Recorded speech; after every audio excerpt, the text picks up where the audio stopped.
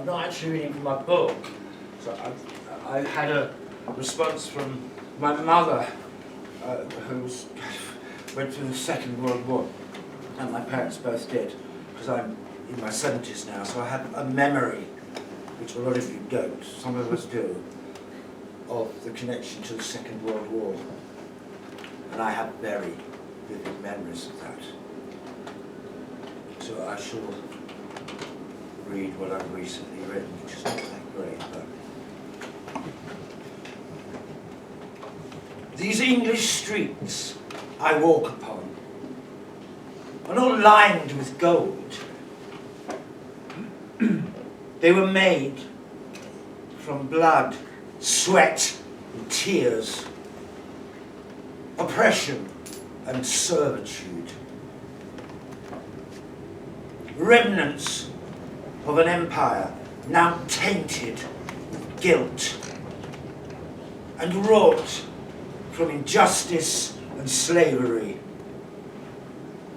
from the dark, satanic mills of Lancashire and Yorkshire to the Middle England factories of Birmingham and beyond.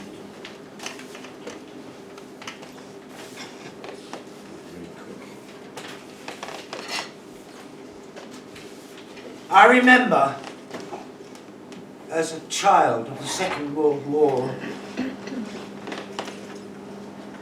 I should start again. I remember as a child the ruins of the Second World War being my childhood playground.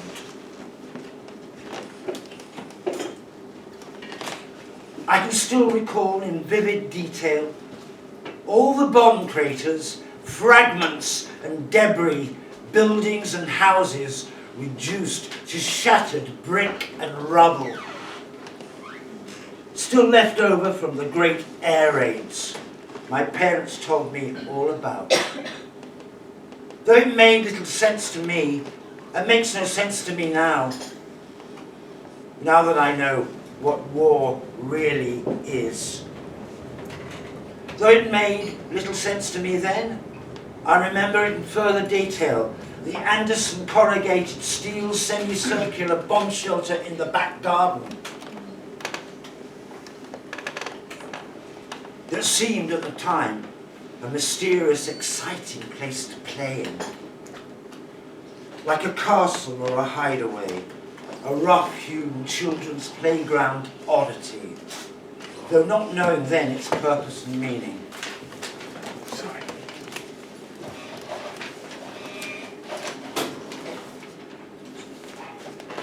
Rights for damaged tables, broken chairs, threadbare sofas, worn-out splintered pews.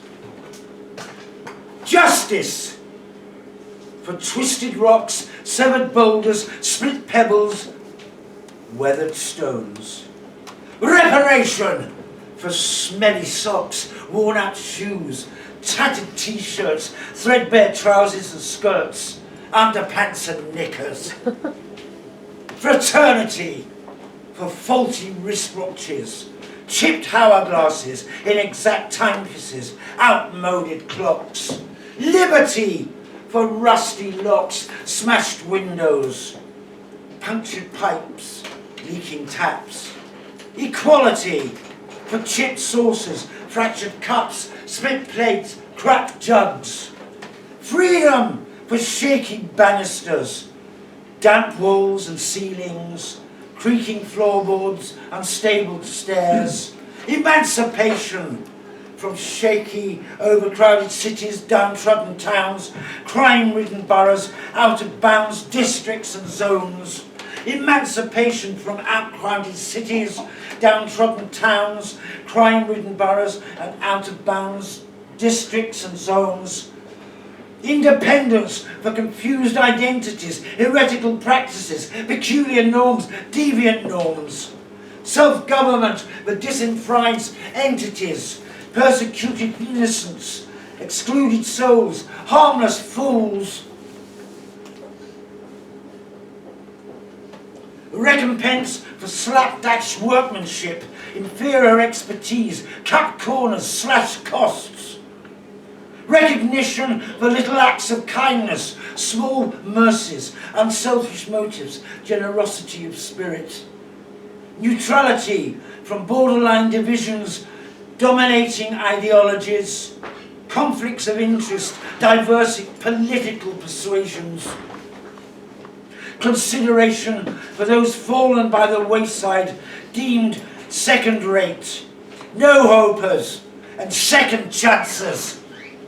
Self-room for blind obedience, thwarted ideals, moments of indecision, crackpot beliefs.